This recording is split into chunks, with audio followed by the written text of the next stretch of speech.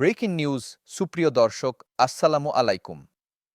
আজকের এই বিশেষ প্রতিবেদনে আমরা আপনাদের সামনে তুলে ধরছি দেশের সরকারি কর্মকর্তা ও কর্মচারীদের বহুল আলোচিত নবম জাতীয় বেতন স্কেল নিয়ে চলমান সংকট, অনিশ্চয়তা এবং ক্রমবর্ধমান হতাশার একটি পূর্ণাঙ্গ ও গভীর চিত্র। দীর্ঘ সময় ধরে অপেক্ষা, প্রতিশ্রুতি আর আশ্বাসের মাঝখানে প্রতিটি দিন পার করছেন লক্ষাধিক সরকারি চাকরিজীবী। যে নতুন বেতন কাঠামোর আশায় তারা মাসের পর মাস ধৈর্যের সঙ্গে অপেক্ষা করেছিলেন, যে স্বপ্ন তারা পরিবার ও ভবিষ্যৎ নিরাপত্তার কথা ভেবে হৃদয়ে লালন করেছিলেন, সেই স্বপ্ন এখন ধীরে ধীরে বিবর্ণ হয়ে পড়ছে এবং রূপ নিচ্ছে গভীর হতাশা, ক্ষোভ ও নিরাশায়। অর্থ মন্ত্রণালয়ের শীর্ষ পর্যায়ের কর্মকর্তাদের বক্তব্য, নীতি নির্ধারণী মহলের সাম্প্রতিক ইঙ্গিত এবং বাস্তব প্রশাসনিক অগ্রগতি একত্রে বিশ্লেষণ করলে এখন প্রায় স্পষ্ট হয়ে উঠছে যে বর্তমান অন্তর্বর্তীকালীন সরকারের অবশিষ্ট সময়ে এই বহুল প্রত্যাশিত নতুন বেতন কাঠামো বাস্তবায়নের সম্ভাবনা অত্যন্ত ক্ষীণ হয়ে এসেছে। এমনকি অনেকের চোখে তা প্রায় শূন্যের কাছাকাছি পৌঁছে গেছে। এই অবস্থার প্রকৃত প্রেক্ষাপট বোঝার জন্য আমাদের কিছুটা পেছনে ফিরে তাকাতে হয়। একটি গুরুত্বপূর্ণ রাজনৈতিক পরিবর্তনের পর যখন অন্তর্বর্তীকালীন সরকার রাষ্ট্র পরিচালনার দায়িত্ব গ্রহণ করে, তখন থেকেই সারা দেশের বিভিন্ন সরকারি কর্মচারী সংগঠন, কল্যাণ সমিতি এবং পেশাজীবী ফোরাম একযোগে সংগঠিত হয়ে নবম জাতীয় বেতন স্কেল দ্রুত প্রণয়ন ও বাস্তবায়নের দাবি তোলে। তারা শান্তিপূর্ণ কর্মসূচি, মানববন্ধন, সমাবেশ এবং ধারাবাহিক বক্তব্যের মাধ্যমে বিষয়টি জাতীয় আলোচনার কেন্দ্রবিন্দুতে নিয়ে আসে এবং সরকারের উপর চাপ অব্যাহত রাখে। এই চাপ ও জনালোচনার মুখেই সরকার একটি উচ্চ ক্ষমতাসম্পন্ন নবম জাতীয় বেতন কমিশন গঠনের ঘোষণা দেয়। কমিশনের নেতৃত্বে অভিজ্ঞ ও গ্রহণযোগ্য ব্যক্তিত্বকে দায়িত্ব দেওয়া হয় এবং অর্থনীতি, প্রশাসন, আইন ও সংশ্লিষ্ট বিভিন্ন ক্ষেত্রের বিশেষজ্ঞদের অন্তর্ভুক্ত করে একটি পূর্ণাঙ্গ কমিশন গঠন করা হয়। কমিশনকে নির্দিষ্ট সময়সীমার মধ্যে গবেষণা, তথ্য সংগ্রহ, পরিসংখ্যান বিশ্লেষণ, কর্মচারী সংগঠন ও স্টেকহোল্ডারদের সঙ্গে আলোচনা করে একটি ন্যায্য, বাস্তবসম্মত ও বাস্তবায়নযোগ্য সুপারিশমালা সরকারের কাছে জমা দেওয়ার গুরুদায়িত্ব দেওয়া হয়। এই ঘোষণার পর সারা দেশের সরকারি কর্মচারীদের মধ্যে তৈরি হয় ব্যাপক আশাবাদ। দীর্ঘদিন ধরে অপর্যাপ্ত বেতন কাঠামোর ভেতরে থেকে যারা ক্রমবর্ধমান জীবনযাত্রার ব্যয়ের সঙ্গে লড়াই করছিলেন, যারা সন্তানদের শিক্ষা, চিকিৎসা এবং দৈনন্দিন ব্যয় সামলাতে গিয়ে চরম চাপের মুখে পড়ছিলেন, তারা বিশ্বাস করতে শুরু করেছিলেন যে এবার হয়তো সেই দীর্ঘ প্রতীক্ষার অবসান ঘটবে।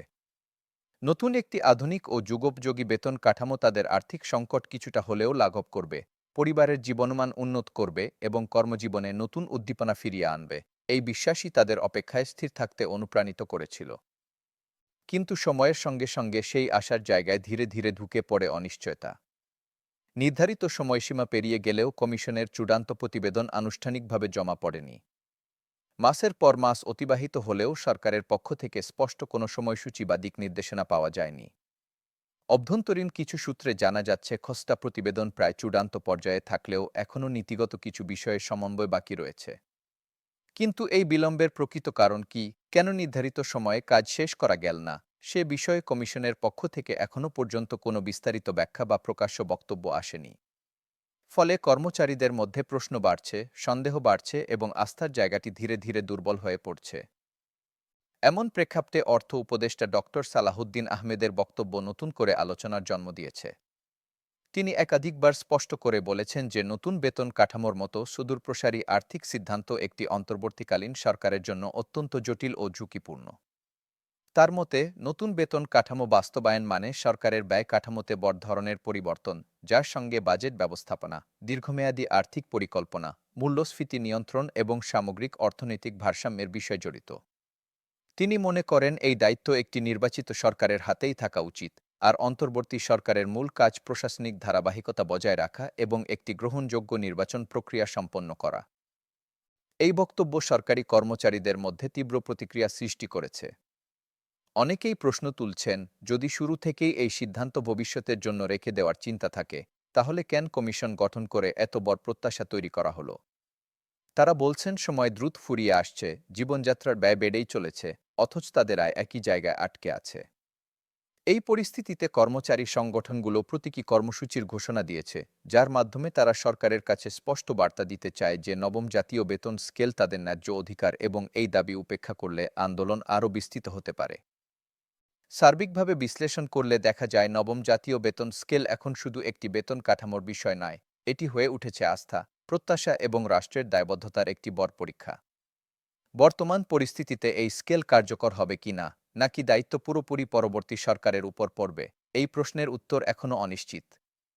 তবে নিশ্চিতভাবে বলা যায়, দেশের লক্ষাধিক সরকারি কর্মকর্তা ও কর্মচারী আজ গভীর উদ্বেগ ও অপেক্ষার মধ্যে দিন কাটাচ্ছেন, আর সেই অপেক্ষার অবসান কবে ঘটবে, সেটি এখন সবচেয়ে বড় প্রশ্ন। এই পর্যন্তই আজকের প্রতিবেদন। সংবাদে থাকার জন্য ধন্যবাদ। আল্লাহ হাফেজ।